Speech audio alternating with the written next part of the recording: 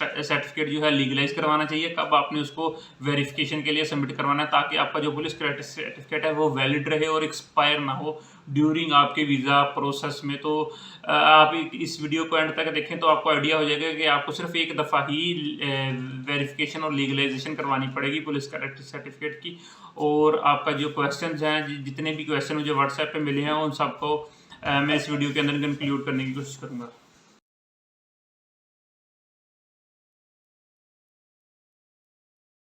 तो guys, video शुरू करने से पहले मैं आपको चीज़ बताता हूँ कि आज तकरीबन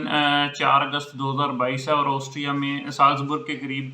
जहाँ मैं रहता हूँ उसमें आज टेम्परेचर तकरीबन 36 डिग्री है। तो ये इस तरह फील हो रहा है जब से पाकिस्तान के अंदर या इंडिया के अंदर जैसे 40 डिग्री है इससे प्लस, और हमने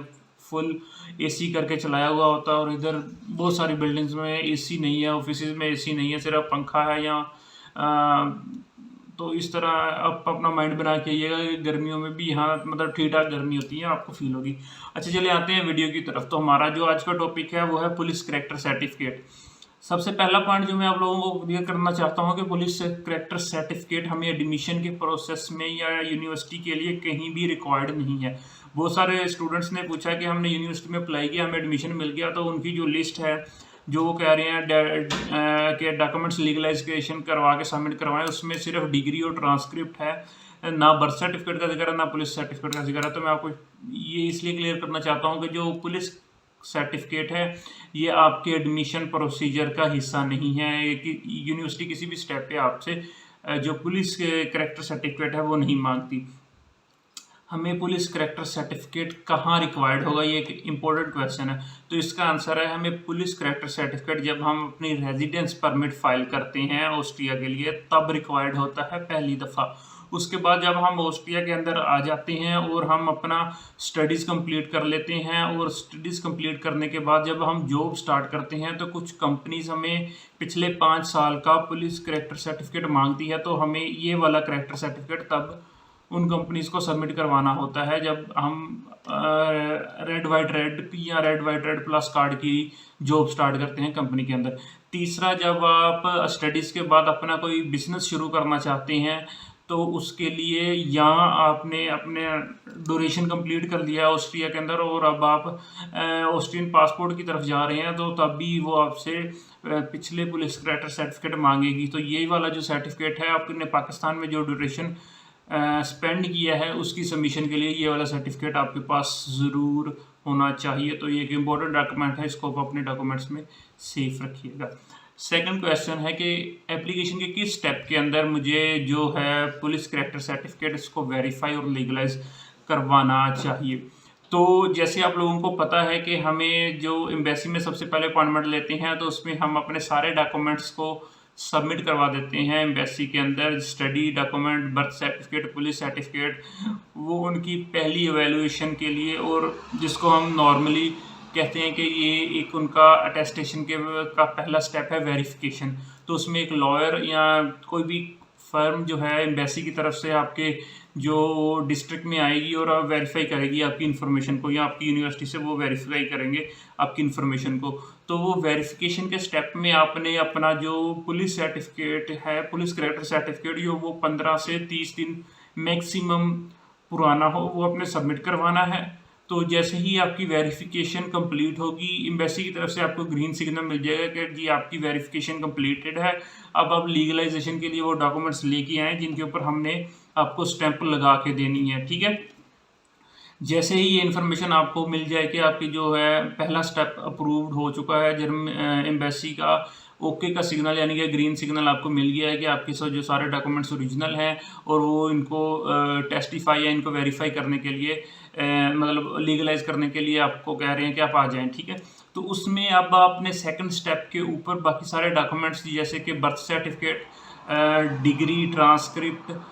study related documents, family related marriage certificate, ये आपने सारे उसी वक्त जैसे ही एम्बेसी आपको कहे कि आप इस डेट को आ जाएं या आप उनको अप्लाई करें इस डेट को जाना है, तो आपने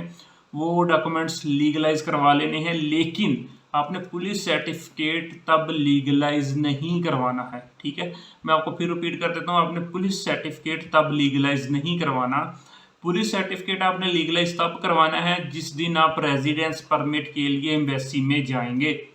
यानी कि आपने यूनिवर्सिटी को सबमिट करवा दिए वेरिफिकेशन वाले डॉक्यूमेंट्स, आपके पास परमानेंट एडमिशन लेटर आ गया, आपने अपने घर का कॉन्ट्रैक्ट ले लिया, सारे डॉक्यूमेंट्स पूरे हो गए, अब आप रेजिडेंस परमिट फॉर स्टडीज़ या फैमिली यूनियन या जो भी आपका पर्पज़ है वीज़ा का, आप उसके लिए रेजिडेंस परमिट की आपको अपॉइंटमेंट मिली है, तो आप उस अपॉइंटमेंट के लिए जाएंगे। उससे पहले आप जो है उसी दिन आप अपना पुलिस सर्टिफिकेट जो पुराना जिसके ऊपर आपकी लीगलाइजेशन हुई थी, मतलब जिसके ऊपर आपने अपनी वेरिफिकेशन कंप्लीट की हुई थी, वो साथ लेके जाएं, प्लस 6 मंथ 6 महीने का आपके पास ड्यूरेशन होता है। इसके बाद आप जब आपकी रेजिडेंस परमिट की अपॉइंटमेंट आएगी उससे आप 15 दिन पहले पुलिस के पास जाके एक न्यू पुलिस करैक्टर सर्टिफिकेट अपना इशू करवाएंगे, और वो न्यू पुलिस करैक्टर सर्टिफिकेट आप अपने उस साथ लेके जाएंगे जिस दिन आपकी रेजिडेंस परमिट की अपॉइंटमेंट होगी। ठीक है, तो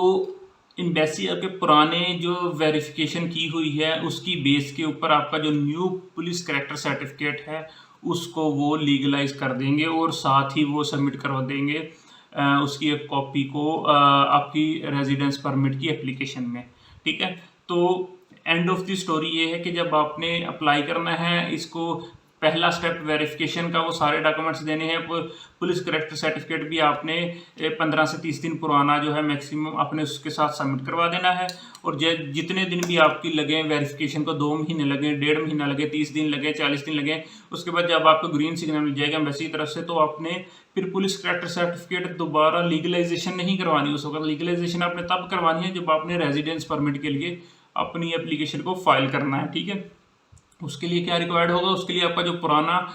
पुलिस करैक्टर सर्टिफिकेट है मैक्सिमम 6 मंथ पहले जो आपने उसकी वेरिफिकेशन करवाई थी, वेरिफिकेशन वैलिड हुई थी, वो अपने साथ लेके जाना है, और न्यू जो इशू हुआ है वो अपने साथ लेके जाना है, मिनिस्ट्री ऑफ फॉरेन अफेयर से अटेस्टेड किया हुआ है। ठीक है, दोनों अपने मिनिस्ट्री ऑफ फॉरेन अफेयर से अटेस्टेड, जो न्यू आप बनवाएंगे 15 से 30 दिन पुराना रेजिडेंस परमिट के टाइम पे, उसको भी आपने मिनिस्ट्री ऑफ फॉरेन अफेयर से अटेस्टेड करवा लेना है, और वो अपने एम्बेसी के ऊपर साथ लेके जाना है, तो वो ये आपका अटेस्ट हो जाएगा। ठीक, प्लीज़ लाइक और शेयर करें मेरी वीडियो को, और अगर आपके पास फिर भी कोई क्वेश्चन है पुलिस करैक्टर सर्टिफिकेट रिलेटेड तो आप नीचे कमेंट के अंदर मुझे क्वेश्चन लिखें, तो मैं इंशाल्लाह आपको उसका आंसर दे दूँगा। Thank you very much, bye bye, see you in next video.